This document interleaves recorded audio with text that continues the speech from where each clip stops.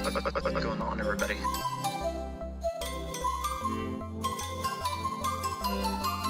Who is that cat? Archer. You're just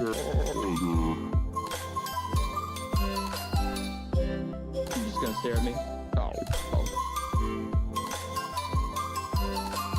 I am Walrus.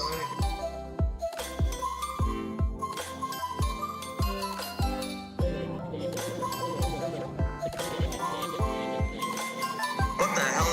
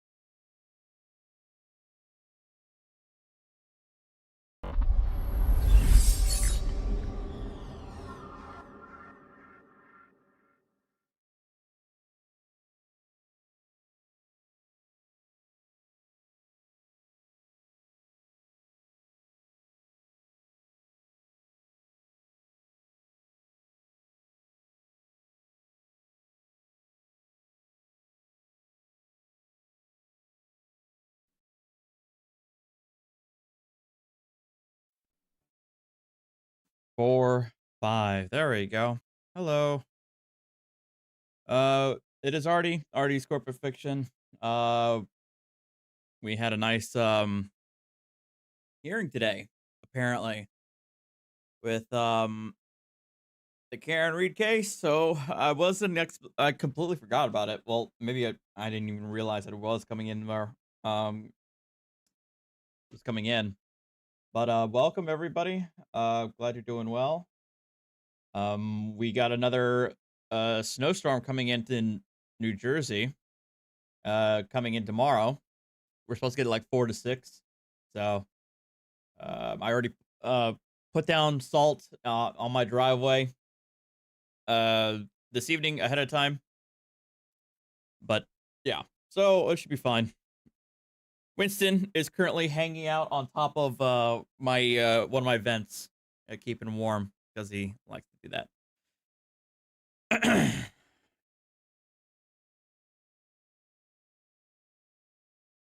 I'm just gonna ignore chat.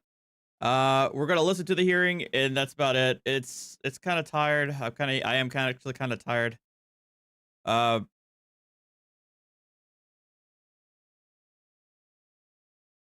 And kind of so, but it's not gonna be too long of a stream. The air fryer steak and potatoes came out really good, actually. It was actually really good.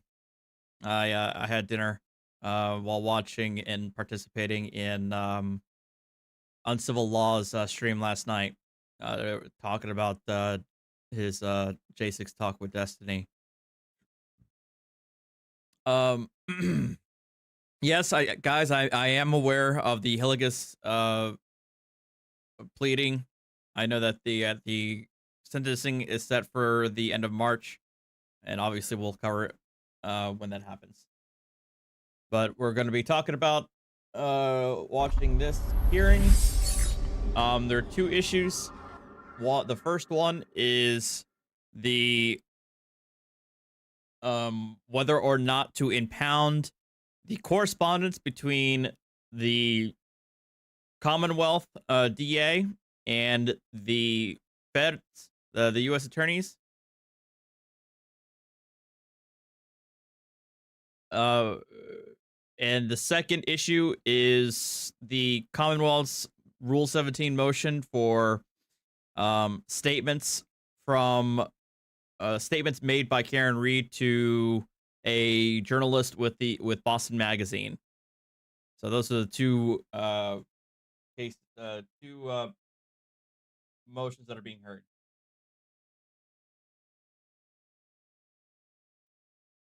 So that let's listen in on what's happening here. Materials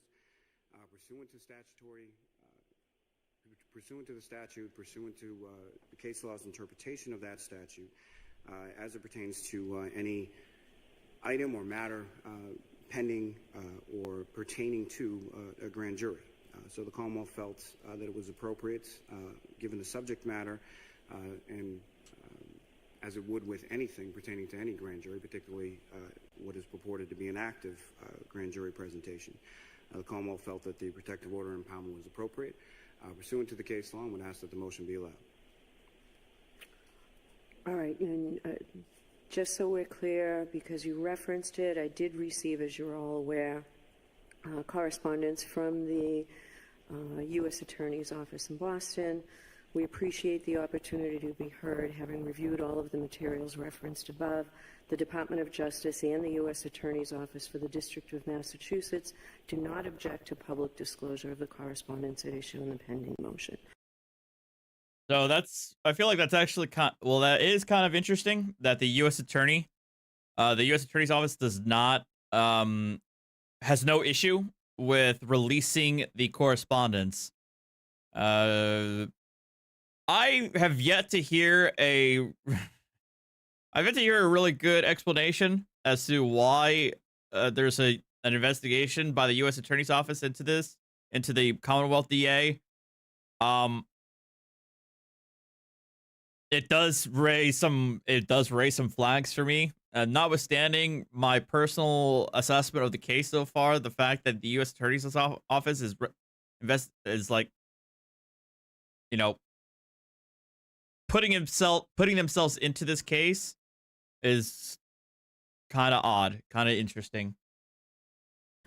So with that, I'll hear from you now, Mr. Yannetti. I appreciate that. Thank you, Your Honor. May it please the court. Your Honor, the Commonwealth seeks to suppress from public disclosure the contents of the 6 letters that were produced for the defense on December 4th of 2023, as well as the additional 2 letters that were produced on January 4th of 2024, which was the day before our last court appearance. I would suggest that it's ironic, however, that in order for this court to... Wait, Kate just said they just made a statement that the Norfolk DA is not a target. Do you have a link to that? Determine whether the drastic remedy of keeping those letters hidden from the public is warranted. The court must first consider the content of those letters. And in order for me to be able to argue against this motion for a protective order, just so it's clear, I have not seen those letters. Okay. I still, Your Honor, I must discuss the content of those letters to some degree and argue to this court why a protective order makes no sense in this case. And with your permission, I'd like... All right, well, here's something. Hold on, guys. Let me, switch panels here.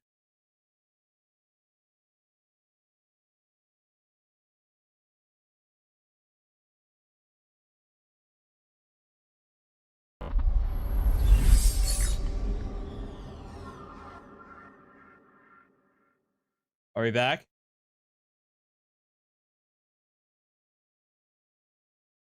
Hello? Thank you, Sarcastic. Okay. No, OBS crashed for me. Sorry about that, guys. Yeah, OBS crashed.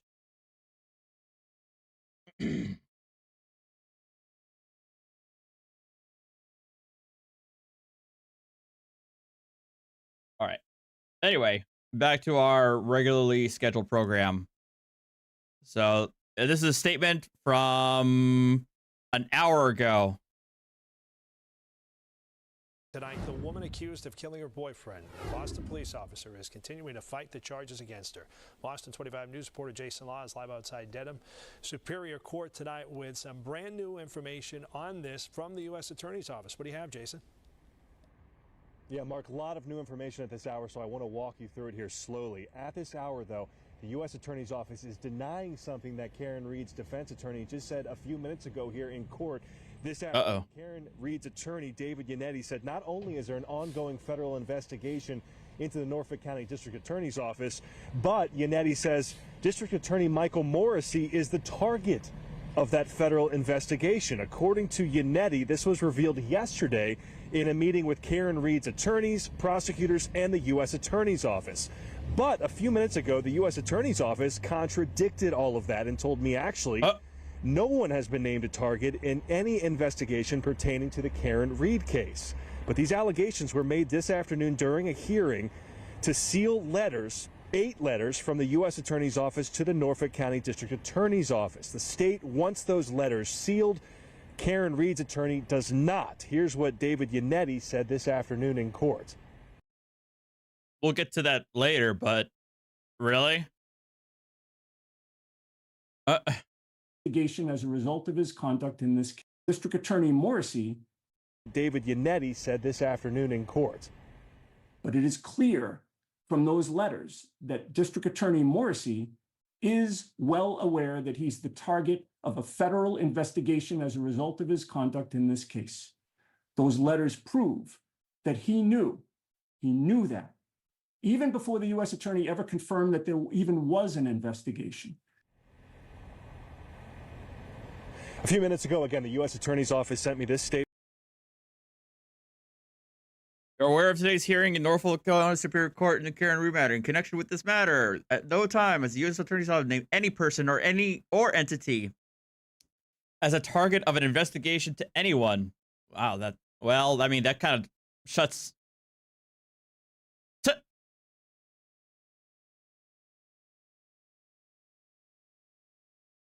Why would you?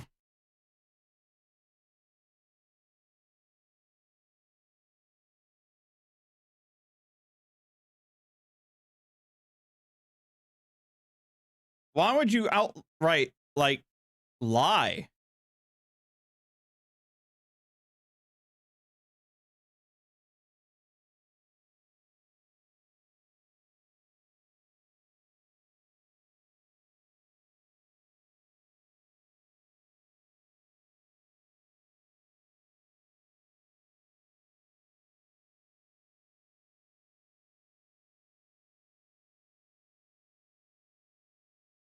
What? Statement denying what. Hold on. You're saying who has said it? Yannetti never said they said it, though. Listen again to what he said. Okay, let's listen in. Let's listen to what he said. But it is clear from those letters that District Attorney Morrissey is well aware that he's the target of a federal investigation as a result of his conduct in this case. Those letters prove that he knew that, even before the U.S. Attorney ever confirmed that there even was an investigation.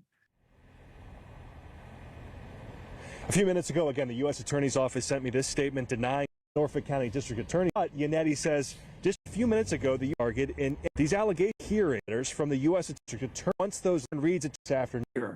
From those letters, Morrissey is well aware that he's the target of a federal investigation as a result of his conduct in this case. Those letters prove that he knew that, even before the U.S. Attorney ever confirmed that there even was an investigation. Okay, so there is saying that the U.S. He's citing that the U.S. Attorney confirmed that there's an investigation. Okay. All right. Well, I mean, we'll listen to the full hearing, and then we'll hear what exactly Yannetti says with regards to, because I could have sworn he said straight from the horse's mouth, right?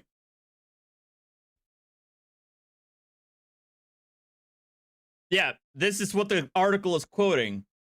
Quote, the DA had this confirmed for them yesterday right from the horse's mouth. That means District Attorney Michael Morrissey and his office are targets of a federal investigation, and please consider that what that means. So Yannetti is claiming that the DA... Wait.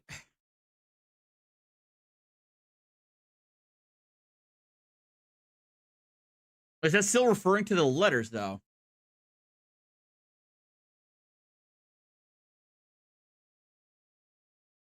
it sounds to me like it sounds to me that Gannetti said that the U.S. attorney confirmed to the DA that the investigation is about the DA, about Morrissey.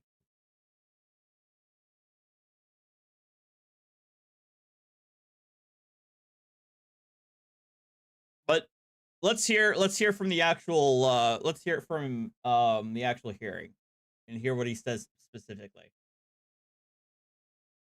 I'd like to divide my argument on this issue into two parts.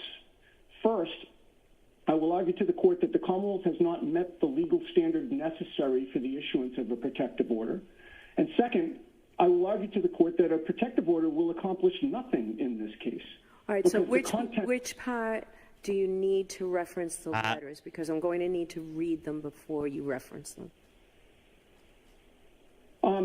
So with regard to the first part, which is that the Commonwealth has not met the legal standard, the only way to discuss whether they've met the legal standard is to know what the letters are. Right. So I need them. I don't have them, and so you would be arguing the content of the letters in the first part. All right. How about the second part of your argument? Would you be arguing them as well? Nobody provided them to me. Well, this is the Commonwealth's motion, Your Honor. Yeah, and your opposition, and I don't have from anyone. So how about the second part of your argument, Mr. Yannetti? Well, it does touch on that, Judge. You know, the Commonwealth has revealed... Why do I feel like I want to play Fallout 4? ...contents of some of the letters, but I need to point out what they haven't revealed. You know, and just so it's clear, I'm not going to be quoting the letters at length. I'm going to be talking about the subject matter of the letters. In my view, I don't know that the court needs to read the letters first, but I'll leave that to Your Honor. All right, but you said you're going to reference them, and the whole motion concerns those letters. Do you have them, Mr. Lally? Do you have them with you? Yes, Your Honor. If you're just going to, in general terms, just give me a couple of minutes now to just look through them, Mr. Yannetti. That's fine, Your Honor. Franco, thank you for the gifted membership.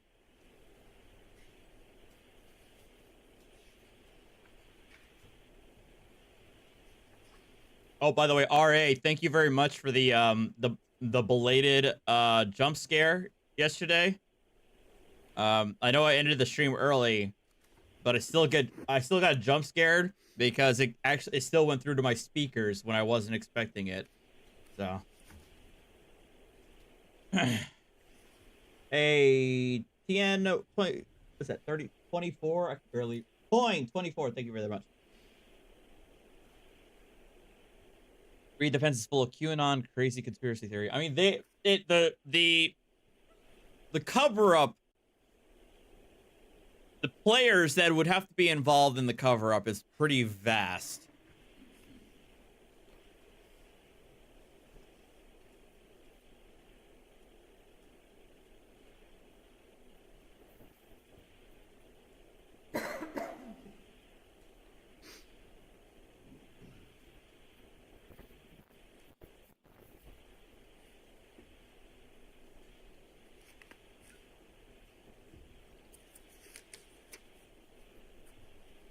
Although I'd say, yeah, I would agree that QAnon is just a whole other level.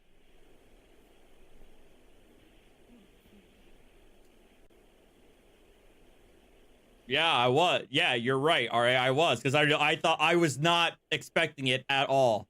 I was just sitting on my computer, I was probably about to load up Modern Warfare, and then bam, I got smacked. No, I was getting ready to listen to Kurt's live stream, and then I got smacked by a jump scare I was not expecting.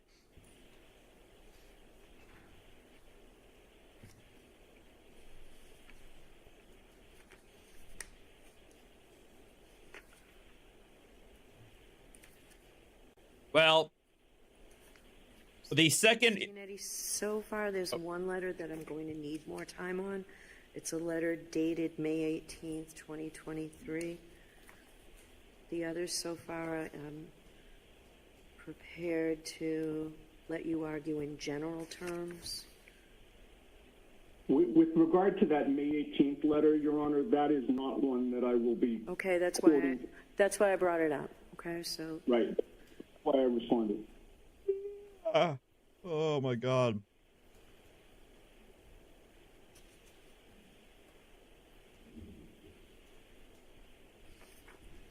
So you also not going to reference the response to that letter? June 1st? Correct, yes. Yeah, those deal with the Office of Professional Responsibility. Okay, I just have two more to just quickly take a look at. Sure.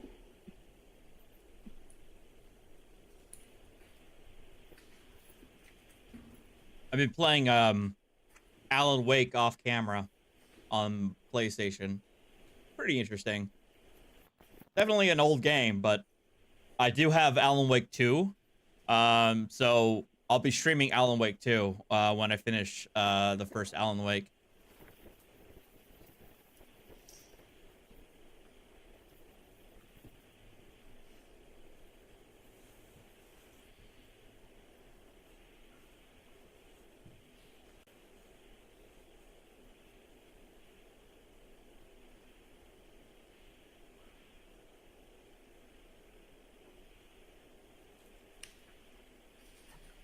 So I'd also like some time to take a look at the June 21st and August 3rd letter. Because I'm not a weeb trash confirmed, Omega. Were you planning on referencing them? I'm going to reference them in terms of a subject matter, but not the details.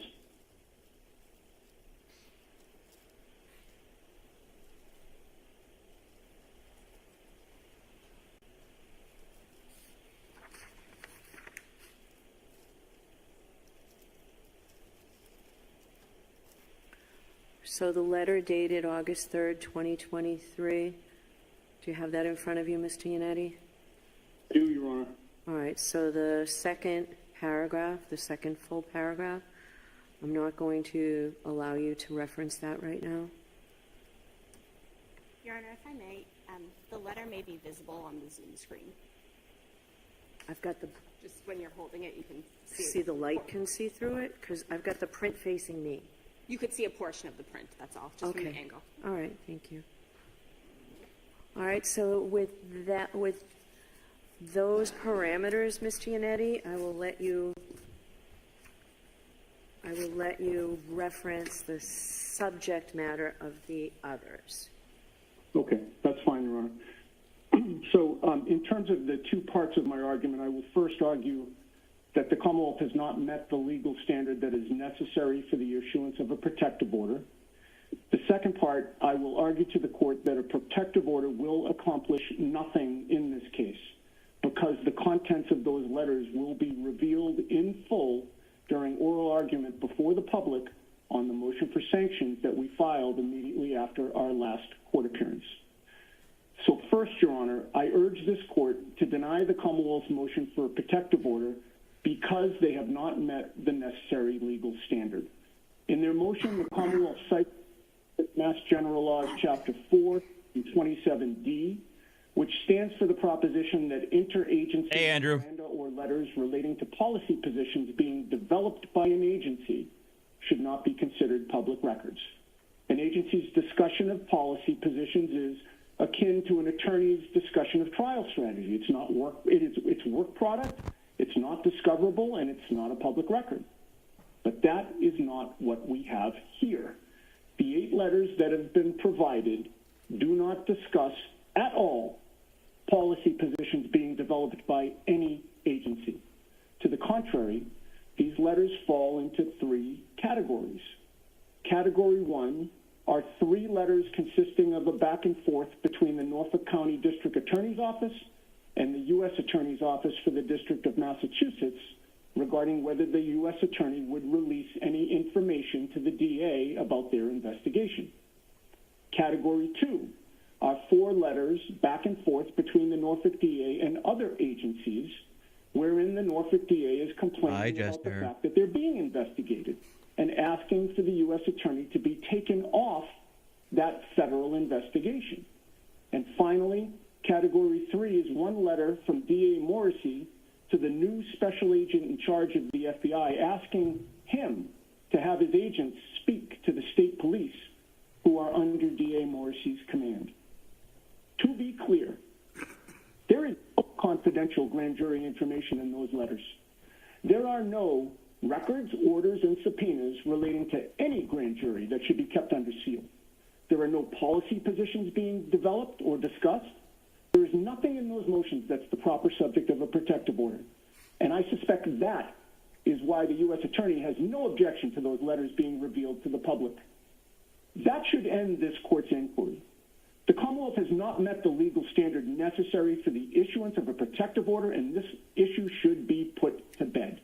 The letters are not the subject, not the proper subject of a protective order. They should be unsealed forthwith.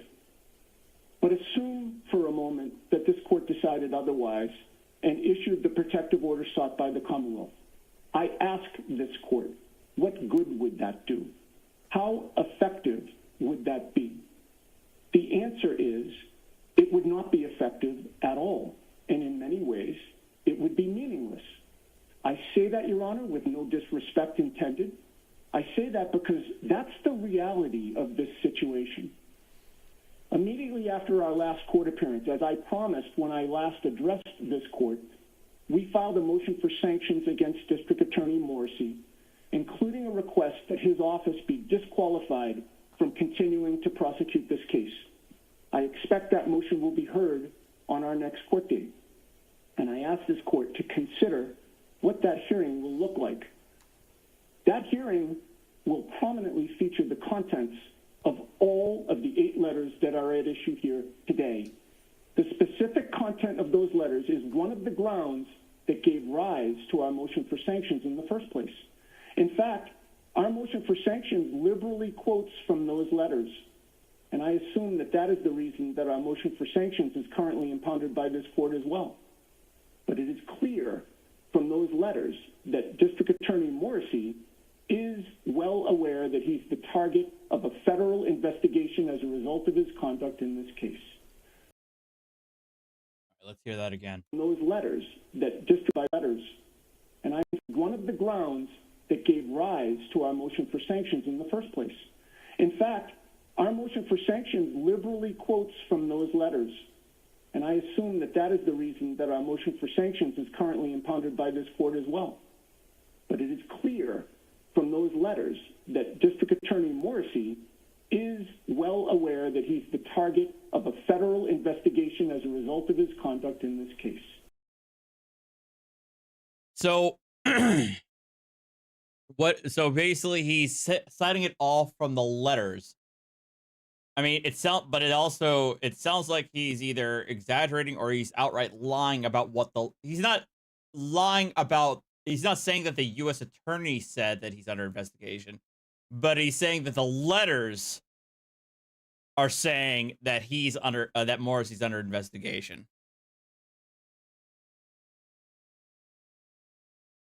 So, well, is he lying about the letters, or is he? So he's not lying. He's not saying that the U.S. Attorney said it. He's saying that the letters are saying it. But the U.S. Attorney's office denies that Morrissey is a target of an investigation. So either the U.S. Attorney office is either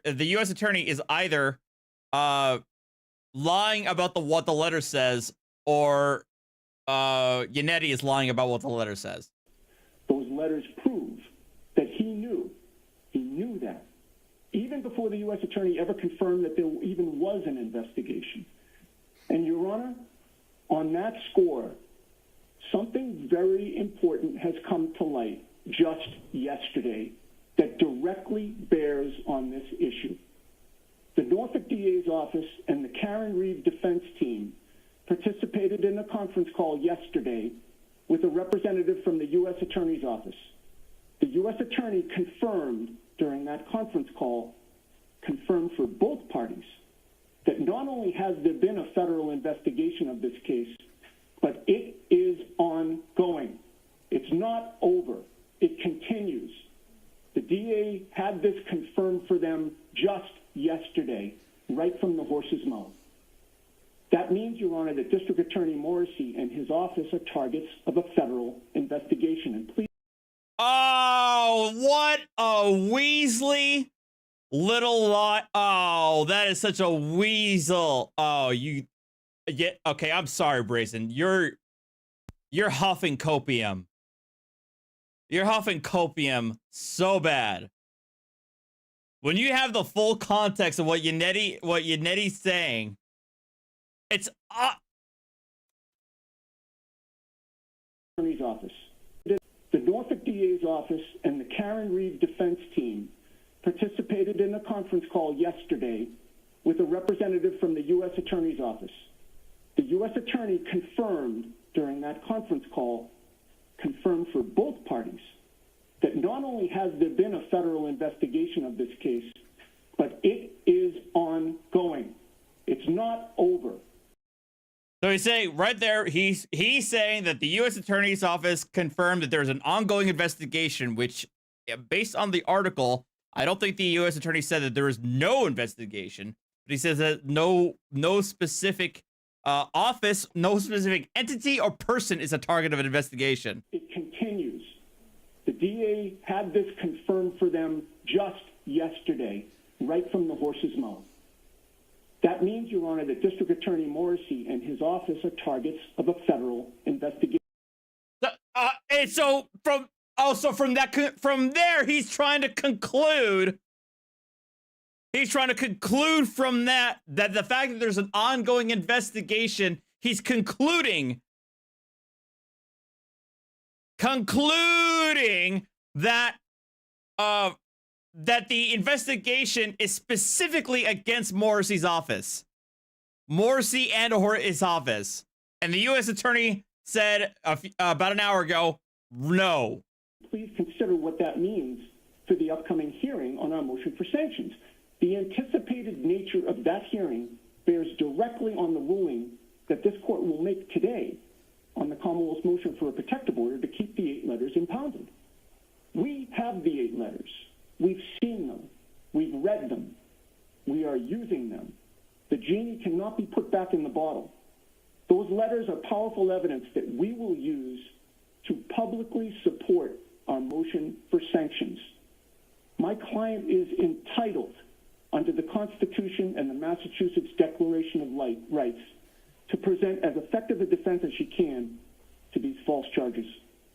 She's entitled to lawyers who will zealously represent her within the bounds of the law. She is entitled, in short, to have the contents of those letters made plain to this court, both in writing and during public oral argument on our motion for sanctions. And that argument will happen in public, whether this court issues a protective order or not. The Commonwealth is moving for a protective order for these letters after revealing part of what they contain.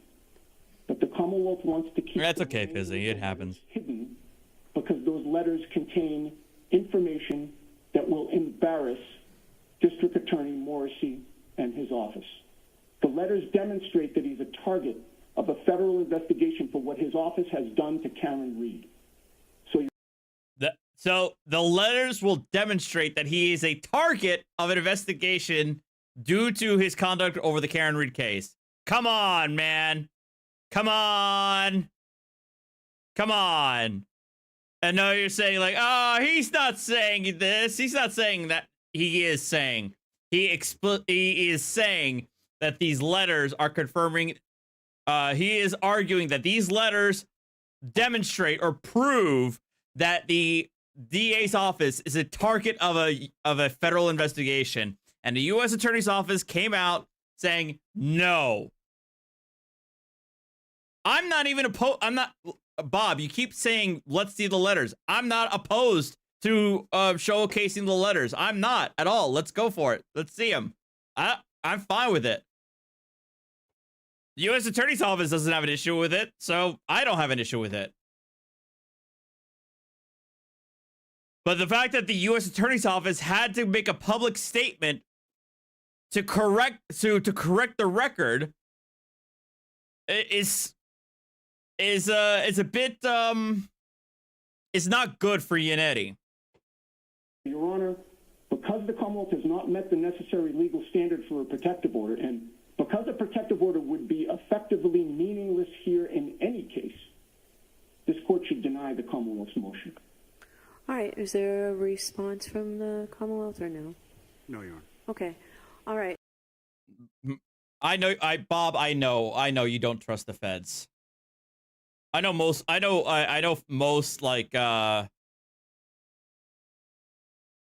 you know what, I'm not even gonna say anything further. I am well aware that a lot of the far right, far left trust the feds, but that'd be mean to you. I don't wanna insinuate that you're far right. But yeah. Nobody trusts the feds unless the feds are doing something that they approve of. That's what I'm going to say. That's what I've seen over the years. So I'll take this under advisement. I do need copies of these letters, so if Mr. McDermott can make copies and then hand them back to the Commonwealth. All right, so the second motion is the Commonwealth's motion for Rule 7. Oh, well, Thomas Paine, I love the man. I mean, I think he had a lot of great things to say about the nature of governance, but he was also a radical. So I'm not going to be posting about him in a whole lot of situations. I don't agree with him with everything, put it that way. For records from Boston Magazine. And I understand there's counsel here from Boston Magazine. If you'd come forward, sir.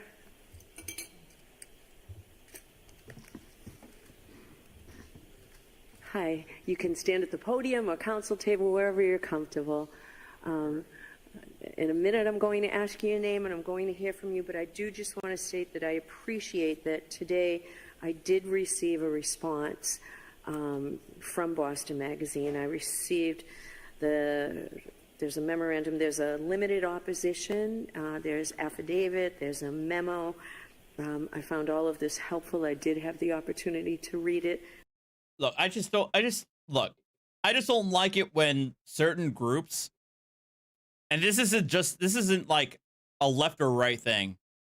I don't like it when people like dehumanize those who work in civil service, whether it's the local, state, or federal level.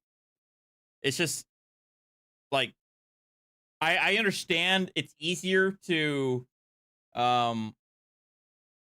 it is easier to describe the federal government as like an entity, as an apparatus, but a lot of it is also made of people, you know, with lives and families. Like when you start to dehumanize people who work in civil service, you turn into a First Amendment auditor.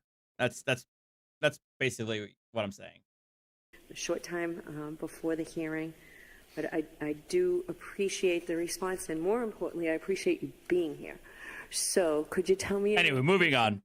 Anyway, sorry. Moving on. This is the second part. The obviously the judge is going to take the motion under advisement, so we don't have anything just yet.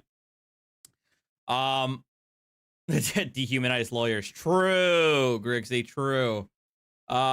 This is the second part, which is the Commonwealth's Rule 17 motion for unedited or raw audio recordings and notes between Karen Reed and a journalist with Boston Magazine, which I actually read when I was looking at it. Yeah. My name is Robert Birchie. I'm from the firm of Claris Law. Could you spell your last name, please? Last name is B like boy, E-R-T-S-C-H-E. Okay. All right. Could you tell? Representing MetroCorp, doing business as Boston Magazine, and also the reporter Gretchen Voss. All right. So there is the Commonwealth filed a Rule 17 motion. You, as the third party or the record holder, have a right to be heard. So I'll hear you. Thank you, Your Honor. There are really three documents at issue. two recorded interviews, one 4 hours long, another one 2 hours long, that are largely, almost entirely, on the record, were interviews with Ms. Reed in the presence of her counsel. Okay, you say almost entirely on the record. Could you explain that, please? I'm sorry. There are a few interjections by counsel, and there are also a few areas where counsel asked, or Ms. Reed asked, that certain information be kept off the record. Okay. So if those were to be produced, we would ask for the opportunity to redact those. Okay, I understand that. What's the third or the second category, the third records? The third is a interview with Karen Reed alone at her home between Gretchen Voss and Karen Reed that was not recorded, for which there are handwritten notes. And that interview is entirely off the record, subject to the parties agreeing to put anything on the record afterwards if they wanted to, but they did not. And no statements of Ms. Reed from that interview appear in the article. Okay. There's also a fourth category, Your Honor, that just I became aware of last night, which is that there are a limited number of voicemails and texts between the reporter and Ms. Reed that were also considered to be off the record unless otherwise agreed. Have those been maintained? They have been maintained. All right, thank you. The argument that I'd like to make, Your Honor, really has three parts. First, that the Commonwealth's request is unreasonable under Rule 17A2, okay, because it really is just a fishing expedition. The second is that the documents in question are privileged under the common law privilege that permits a reporter under certain circumstances not to turn over unpublished notes and outtakes, and that's especially so if they're confidential. We are not, to be clear, opposing disclosure of those two interview audio tapes. Okay. Where counsel was present, subject just to the redactions that I previously mentioned. And the third point I want to make is that this case really differs from many others dealing with the reporter's privilege due to the degree of harassment that this reporter has already experienced due to her objective coverage of this case. Can you tell me about that? I'd be happy to, Your Honor, and she discusses it in her affidavit as well. She has received emails, she has received voicemails, she has received threats to herself and to her children. She has I wonder who's doing that. Received. And after taking a look at her report about the Karen Reed case, it's no offense to you, to the Turtle Boy stands in chat, but it's painfully obvious who are the originators of the harassment that this journalist has been receiving. Inappropriate, shall we say,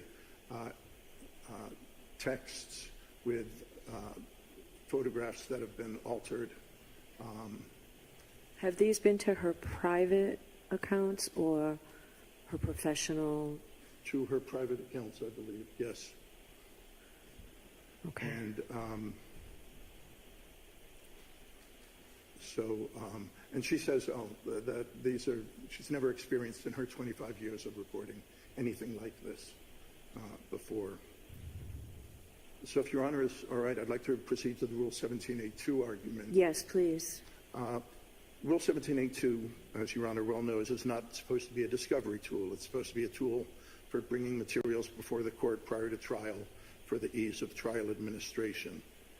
Here, the Commonwealth already has a lot. They've got a long, detailed article setting out, among other things, many statements of the defendant about the facts of this case. And the Commonwealth has said that it plans to introduce those statements and records at trial.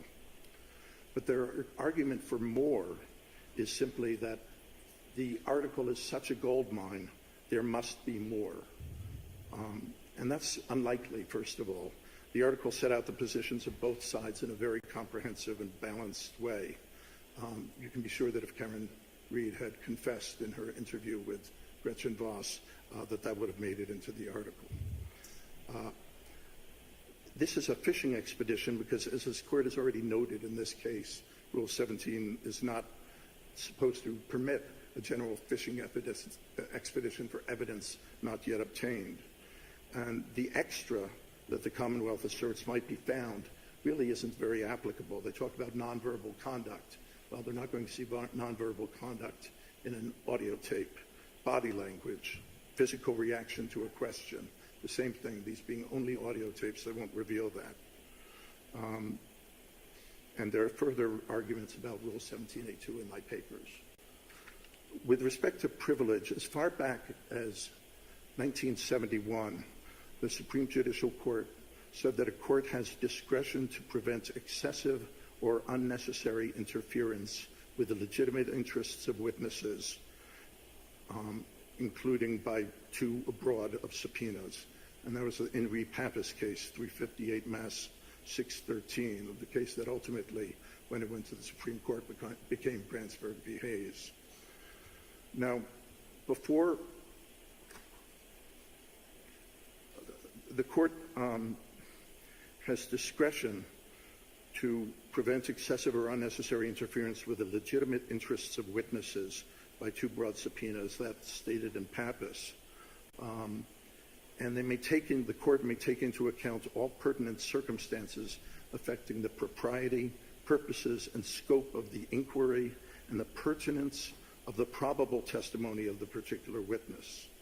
And in particular, the Pappas Court said it may be argued. I mean, I can listen. This guy could be on my playlist to fall asleep to. That use of newsmen as witnesses. This is like lawyer ASMR. Is likely to result in unnecessary or burdensome or gratuitous use of their work product, where the testimony of police or other witnesses would suffice. This, if shown, a presiding judge may consider in his or her discretion.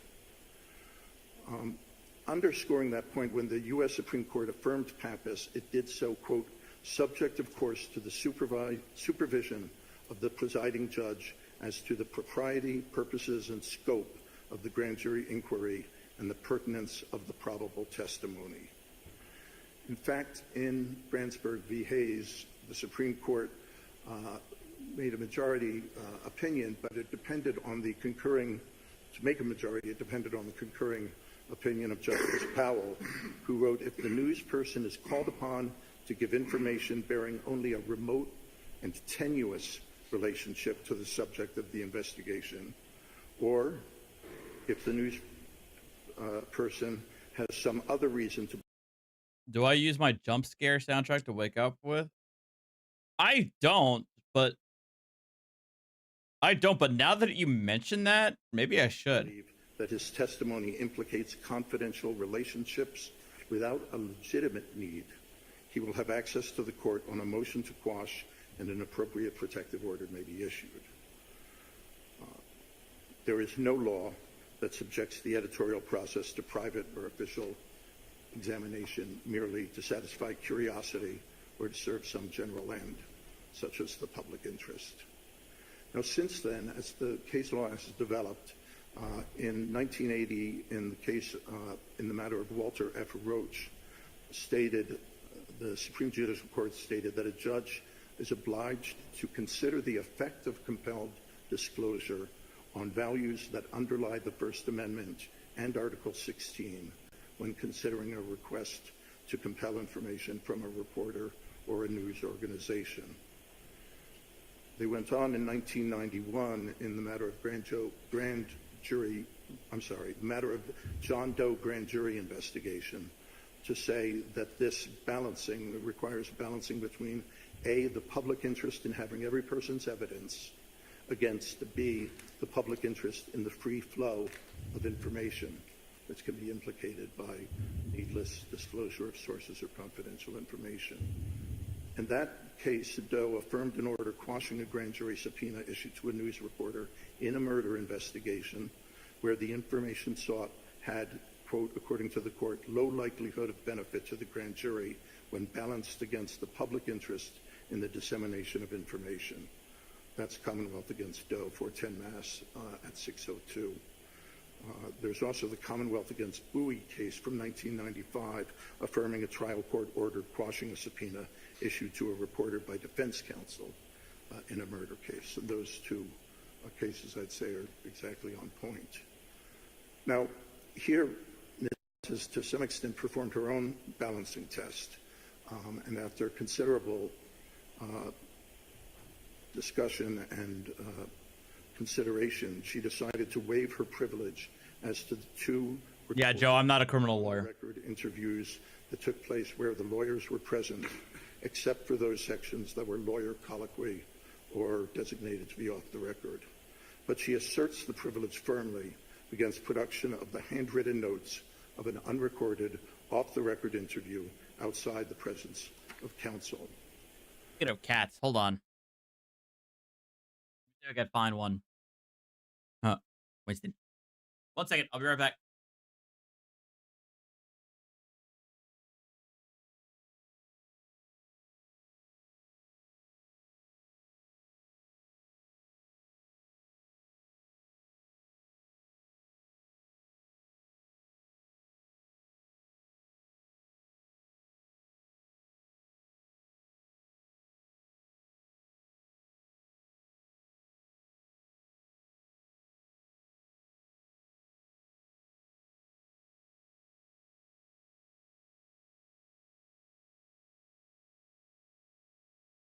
By the way, guys, due to inclement weather tomorrow, the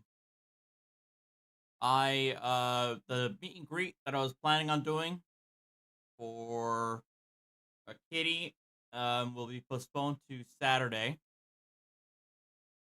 weather permitting. God, I gotta brush your fur.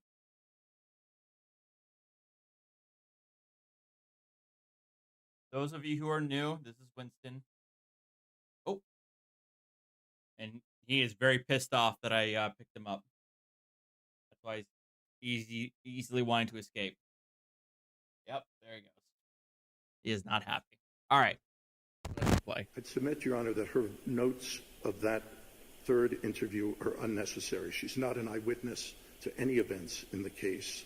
She's provided a detailed article that provides a roadmap to Ms. Reed's statements and is set out in her affidavit. Production under these circumstances really does threaten legitimate interests. Some of those set out in the affidavit of Chris Vogel, the editor of Boston Magazine. Judicial intrusion into the news-gathering process, the disadvantage of a journalist appearing to be a research tool of the government, the disincentive to the media to save notes and to interview outtakes if such can be casually compelled, and the burden on journalists' time and resources. And my client would attest to you that already the burden on WDWL TV. I was scheduled to do a meet and greet for a new companion for Winston, but again, the snow coming in tomorrow will make it pretty not good. So I've already texted the foster that will reschedule for sometime Saturday. time and money has been more than they care to bear, although they do understand that under normal circumstances, the Commonwealth is entitled to evidence when there are proper circumstances. All of these interests, along with the harassment campaign against the reporter, disincentivize the media from engaging in objective investigative reporting. So there's a principle that is at issue here, and it's the ability of the press to continue to perform their constitutionally recognized role as the fourth estate. Now, there's an additional argument on this, which is recently revised federal criminal guidance that supports the denial of the Commonwealth's request for the... I have not decided whether or not to... well, let me put it this way. Assuming everything works out with the new companion, meaning that the meet and greet goes well and Winston and them can get along or are able to get along, I haven't decided whether or not to rename the companion or keep the name they already have. Off-the-record interview notes or for any unpublished material.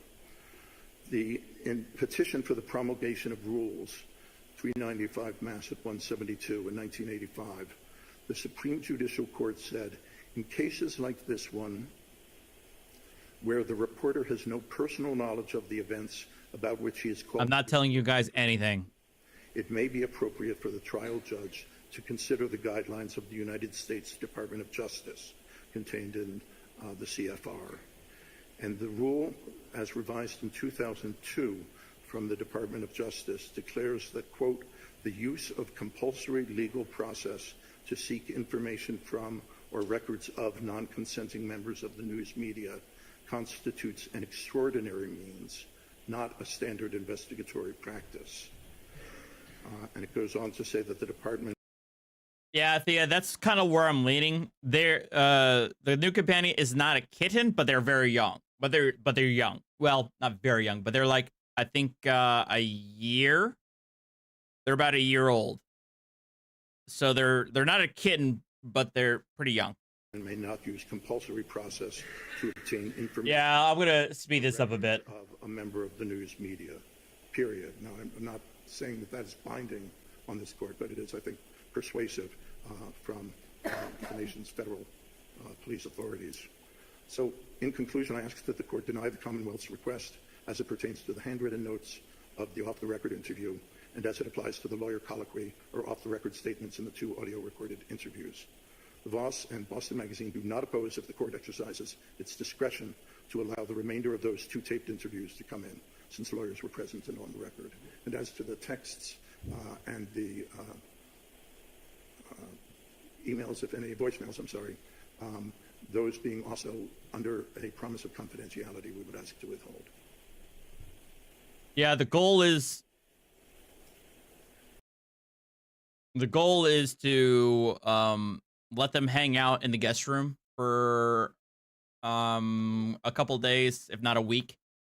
So Winston can at least get acclimated to the smell and then kind of go from there. So is Ms. Voss willing to still provide the 4-hour interview and the 2-hour interview that are on the record? She's still willing to provide those? Willing to provide the recordings, yes. Okay, and how long will it take for you to provide those to us?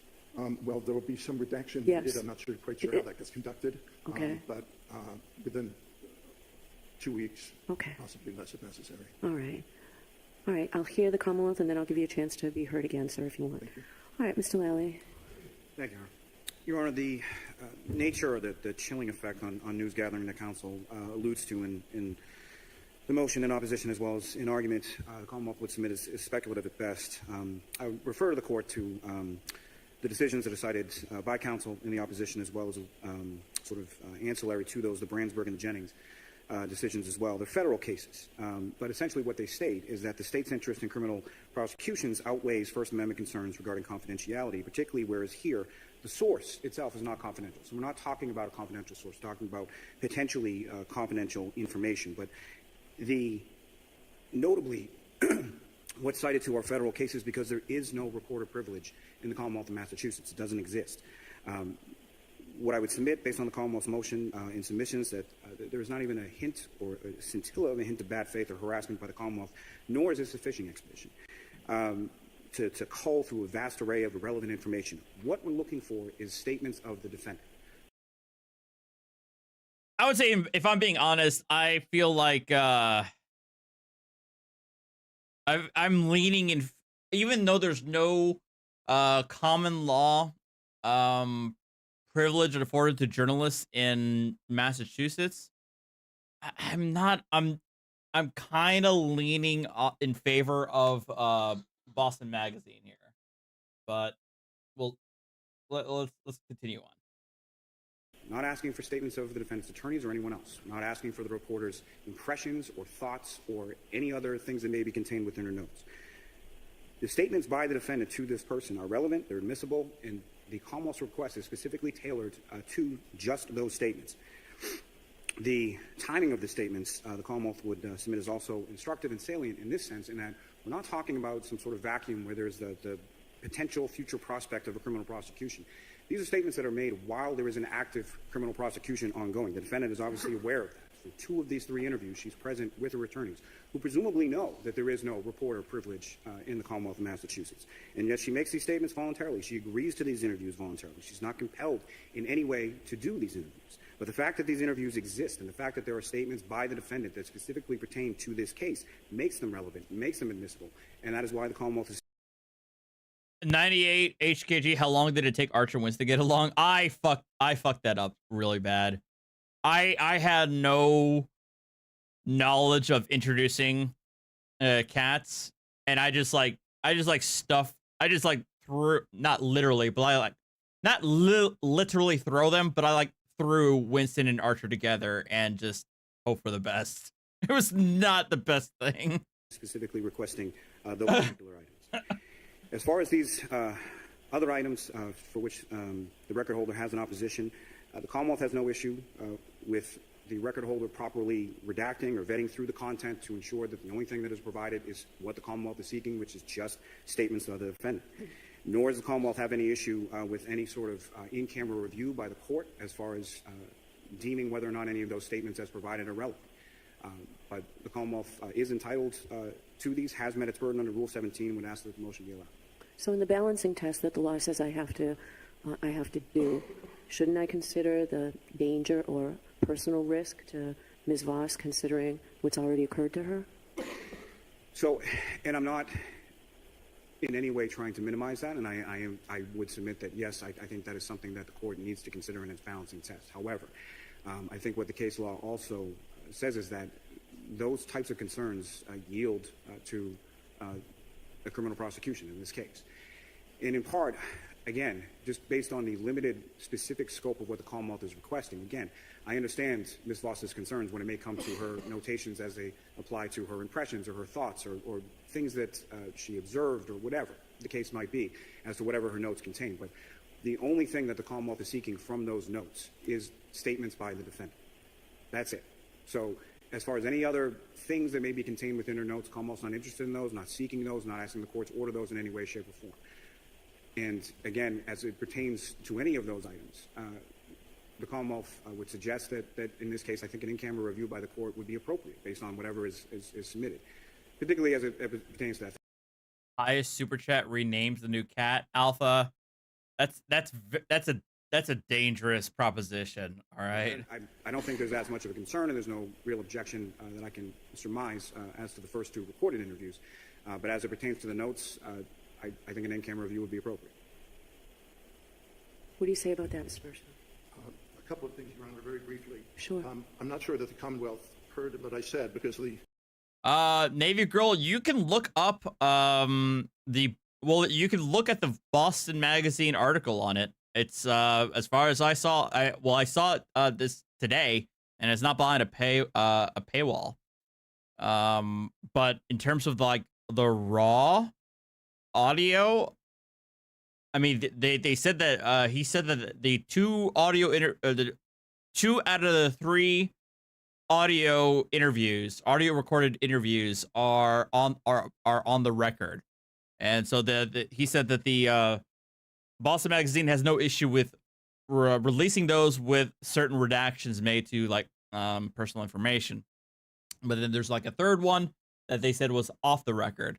But the state is also asking for notes taken by the journalist and voicemails between the 2 parties that were supposedly off the record.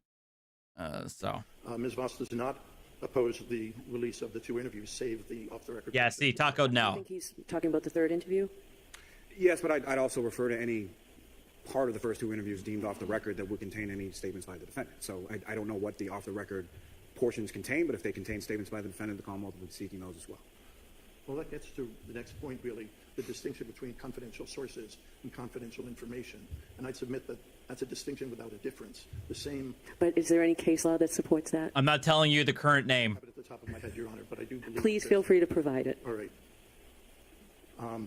Finally, I want to make clear the Boston Magazine and Ms. Voss are not arguing that the Commonwealth is acting in bad faith. In fact, I appreciate the way in which they narrowly put their subpoena in terms of only wanting statements of Ms. Reed and not. At least not yet. not from counsel and not from other things. I do take issue with the notion that the Massachusetts law doesn't recognize a common law privilege. They do. They recognize an evolving privilege that's really... I mean, I wasn't going to say the gender because I don't want to, because I don't know if this is going to work out. That's what I'm saying. Like, I don't know if it's going to work out. That's why I don't want to give a whole lot of information about the companion. But all right, fine. I'll give you, the gender is male. It is a male cat. That's all I'm going to tell you guys. Flexible enough to take in the particular facts of every case, and the cases are uniform in saying that the judge has a duty in the civil side to enforce Rule 26C with particular rigor, and on the criminal side as well. The question of harassment comes up as part of that test, and it's true. We're not saying that the Commonwealth has harassed Ms. Voss, but she has, in the unique... yeah, I'm not telling anything else. ...suffered and will continue to suffer harassment to the extent that her role becomes large. And ultimately, Your Honor, there's a lot there, and we're not saying the Commonwealth is overreaching, and we're not saying that the Commonwealth is in bad faith, but we are saying that the Commonwealth is asking for too much. Okay. Thank you very much. So you say it'll take you 2 weeks to get those first two redacted and sent in. And if you want to respond with at least that case, so I'll take 2 weeks then to decide this. So the sooner you can get me anything else you want to get me. I am concerned about the safety of the reporter. She shouldn't have to suffer harassment or... Taco, thank you for the $2. No, for God's sake. I love... Taco, thank you for the $2. I am not naming a cat after an Aqua Teen Hunger Force character, okay? And besides, it would have been... If I was, it would be Meatwad. ...in receiving a presidential pardon related to January... What? Was that it? Any of these materials, pursuant to statutory... That's the case.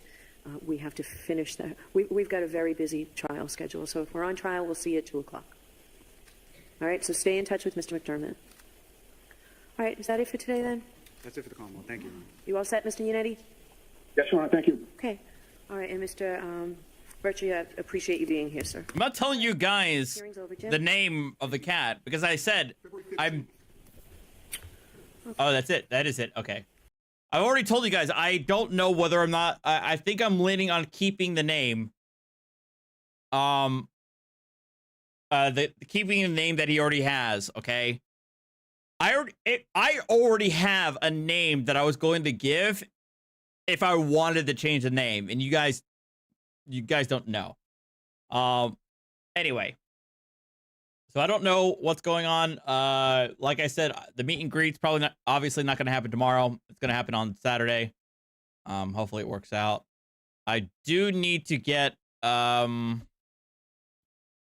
a temporary litter box. Macaron, thank you for the $10. I appreciate it. Thank you. But yeah, that's the end of the hearing. We don't know what the results of the hearing is. The judge obviously hasn't made a decision yet. Veronica, so glad your heart is ready to get Winston a buddy. I feel like I'm obviously still hurting for Archer. I can't even say his name out loud without feeling a certain way.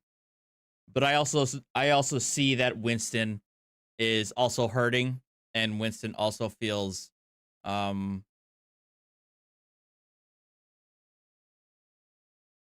think Winston is very, very lonely when I'm not around.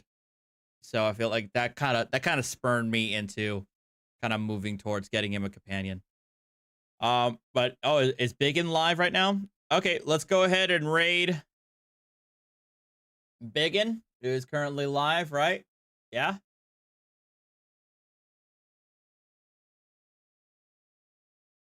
Either is Biggin? Yep, Biggin is live. So everybody, get that hashtag #RDRaid.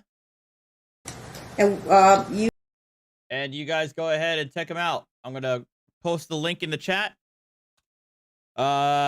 Biggin does some great streams. Does a lot of good, funny reactions to court stuff. So everybody go check him out. But I want to thank you guys for watching. As always, you have yourselves a good rest of your evening. And I'm not gonna name Caddy McCatface. It would be funny for like an hour, and then I would hate it. And I'm pretty sure Caddy McCatface would hate it too. All right, you guys have a good night. Take care of yourselves. Stay warm. But you know, check your weather advisories. And yeah, adios. Take care.